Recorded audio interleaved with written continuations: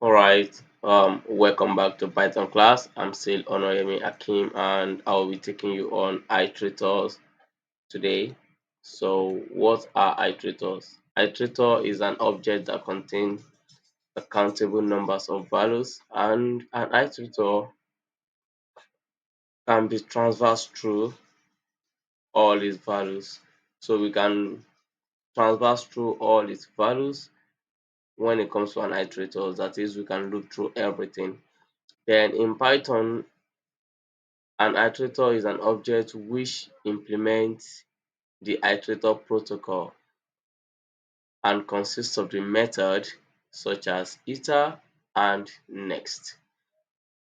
So in Python, we have the iterators and we have the iteratables. So list, tuple, dictionary, and set are all iteratable objects.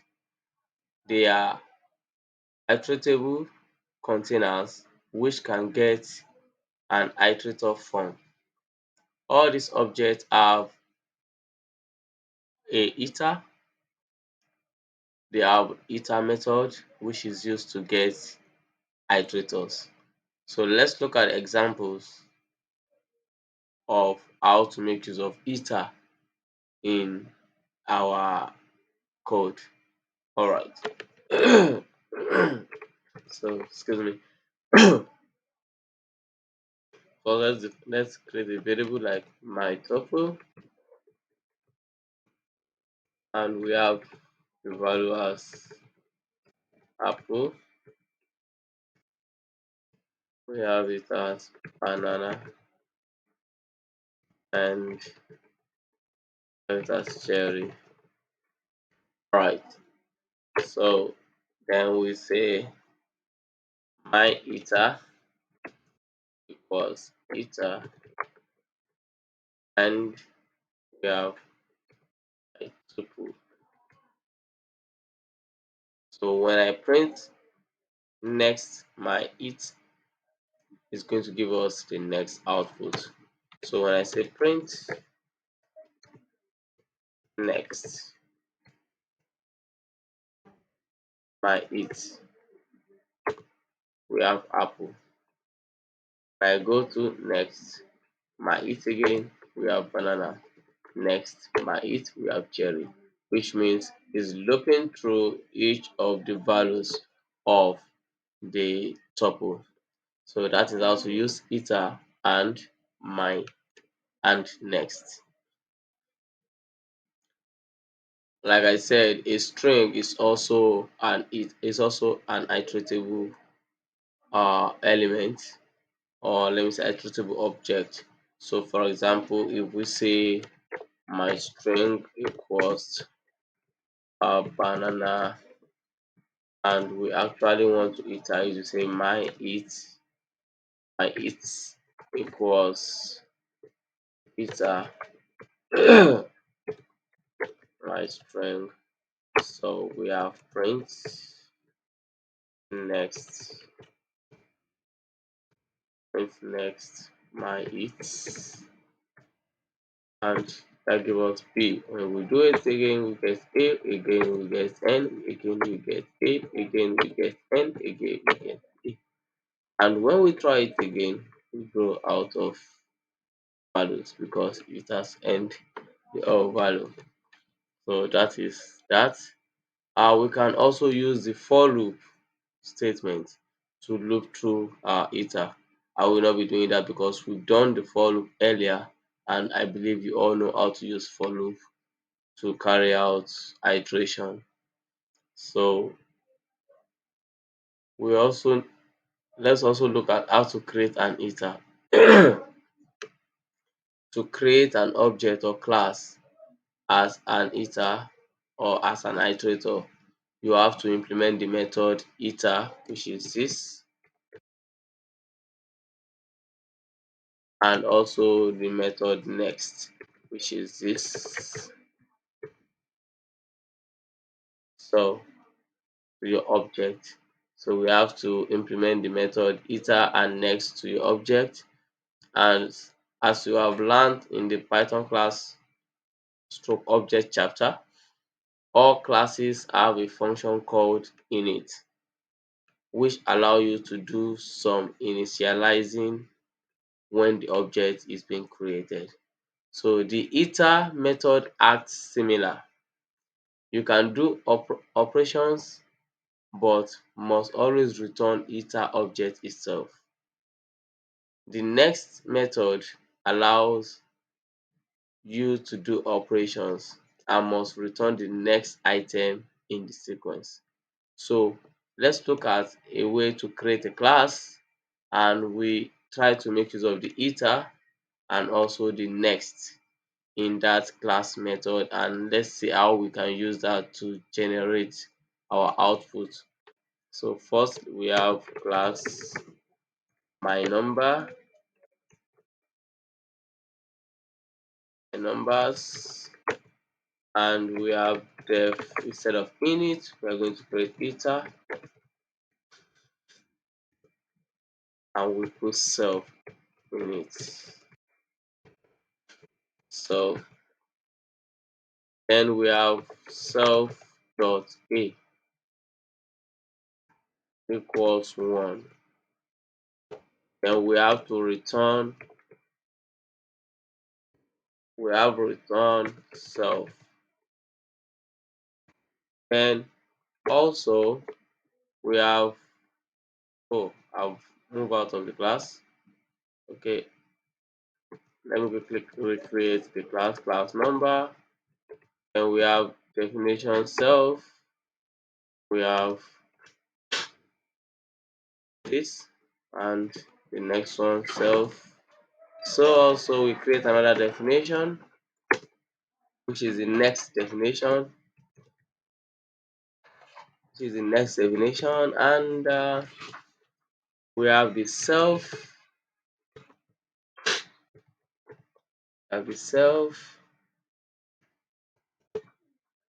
in that case we have x is equals to self dot a, and we are going to have a make use of cj, so we have self dot a plus equals 1 and return from x. So this is what we actually want to do. What this iterator is doing is that we created a class number, and under it we have a definition method of iter, whereby for every iteration is going to be a equals 1. So whatever value is having, it has to return itself. So then for the next, if we click on next, what the next have to do is to take the returned self from this iter as its own value to a, and that a, which is self.a, will be incremented by 1. After that, it's going to return x. Oh, it should have returned c and not x. Okay, return c. Let's see if we are not going to fall into error, because I made a mistake with that c. So if we do, we are going to rewrite the class and see what we are going to do at the end of the day. So in that case, we are going to instantiate the object of the class number, and we say what num my class num equals to my number, my numbers, and the next thing we have to do is my iter equals iter, and we are going to have my class num in it, and that is what we have to do. After that, we need to print with the instantiation name. So we have next, what's the name? My iter. So it's a next my iter, and we should have an output. All right, I know we're going to run into error because we don't have x in this value, and that is why we are going to redefine the class, and I'm going to use another class name so that everything can be fine. So we have this instantly. Let me quickly scroll up so that we can have enough space to write our code. So in that case, we have class numbers, okay, and then we have the eta self, and we have self dot a equals 1 equals return self. Create another method which is def underscore next, or yes, and we have self, okay. So we have our indentation c equals to self dot a, and we have self dot a plus equals 1, that's incrementing with 1, and we have to return c, and in that case we need to instantiate my class equals numbers, and then in that case my it num equals my class equals eta my class. All right, so if I now say print next my it num, so we have this as an output 1, and when I try to print again I have 2, when I try to print again I have 3, when I try to print again I have 4. Continuously I keep on having that as our output. This is to tell you that as long as you keep on printing the next iteration number, then you keep on getting a value, because in this class we've called the class instantiation with an object my class, and we've put my class in an iter whereby it has to be iteratable. So we've placed it in an iteratable manner and attach it to a variable my it num, and in that case we have to use next to iterate through my it num. And if you look at the method under the class numbers, we have the iter with the self argument. The self argument take a equals 1, so which means we are giving that self a value to be 1, and it has to return that 1. Immediately it returns this 1, it gives next the opportunity to hold the value of self.a. So this self.a here will automatically be 0. Immediately this return 1, it keeps this to be 1, and that is kept inside a variable c, which is now 1. So on every iteration, self.a will actually look into the addition by incrementing the c with 1, and once that is incremented it will return c to be the next number, which is 1 plus 1 will give us 2, 2 plus 1 will give us 3, 3 plus 1 will give us 4, 4 plus 1 will give us 5, and that is how it keep on going to the next number continuously. And that is how to use uh, how to create iter and next using your class. So how can you stop your iteration? The above example that we just created, that is this example we created, if you keep on printing you will continue forever.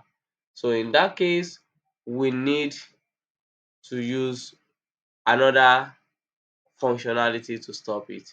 So if you also use the for loop for this,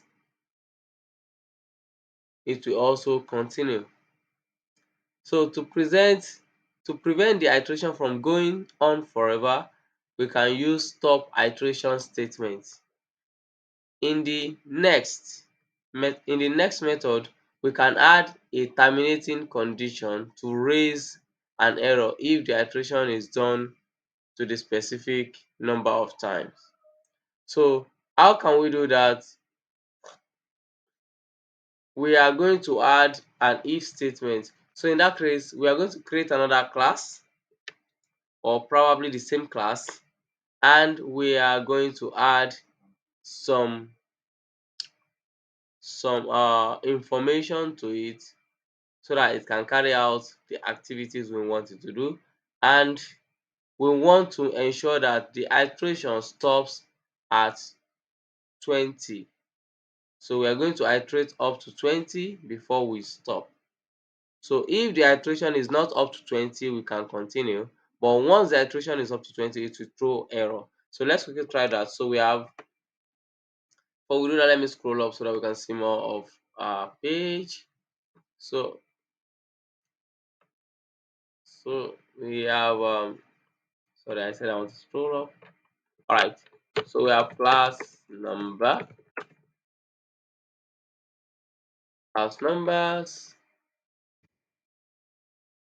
and we have def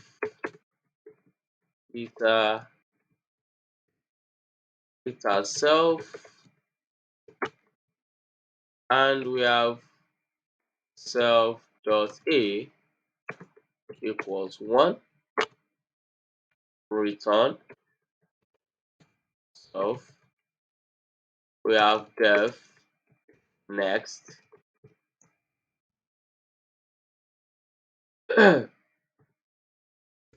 self. All right. So in this situation, we are going to give an if statement condition. If self dot a is greater than or equals to 20, what do we do? What do we want the code to do?